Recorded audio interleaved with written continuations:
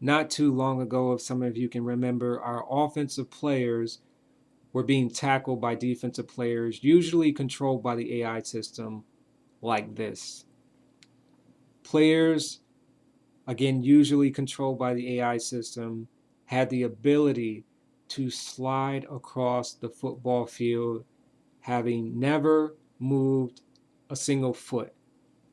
Nick Barnett slides across the football field here, probably 5 steps, maybe 6, to make a tackle in the backfield. As you can see, his animation and the offensive player's animation he let go of, or the computer released him from, they're still somewhat engaged. But the AI system had the ability to overpower those animations when they saw fit to make it so-called difficult for the user. This was happening not too long ago. As you can see, they would go through players to get this job done.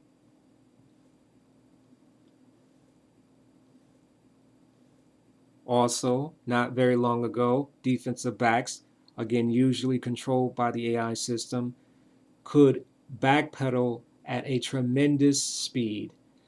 Sometimes the defensive backs would be moving 2 to 3 times faster than our wide receivers, making it almost impossible for them to actually block on running plays. As you can see, the Kansas City Chief defensive player is moving extremely fast, and Mark Clayton does not have a chance to block him. Not very long ago, running backs, usually controlled by the user in this case, our evasive maneuvers, spin moves, juke moves, etc., they were disabled when the computer saw fit to make a stop. You can see Ray Rice here trying to execute a spin move. The play was over several feet before contact was made. This was happening not very long ago. Players also were being sucked into animations, again, several feet before any contact was made.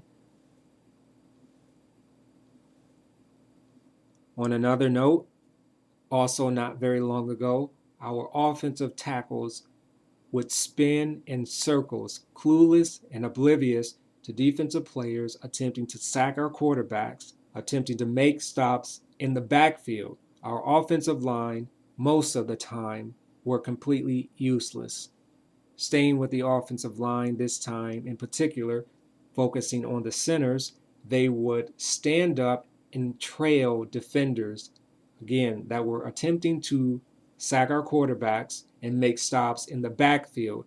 This was usually happening to the user because the AI wanted to keep the score close so that in the fourth quarter they can make a comeback. Also, not very long ago, our offensive guards would frequently be thrown like kickers. This could be performed by any player on the AI controlled team when they were attempting, again, to make a sack, to make a stop in the backfield, to prevent touchdowns. Likewise, and which could often happen within the same play, our other offensive tackle, if he was not spinning in circles, clueless, oblivious to what's going on, oblivious to what he's supposed to be doing, would unreasonably fall casually to the ground without making contact with a single player. All of this, and we're just getting started.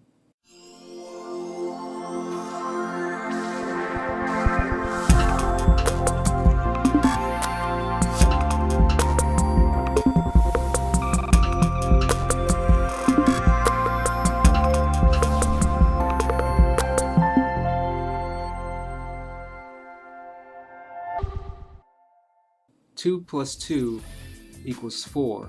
In order to know the answer, you must be able to see the question.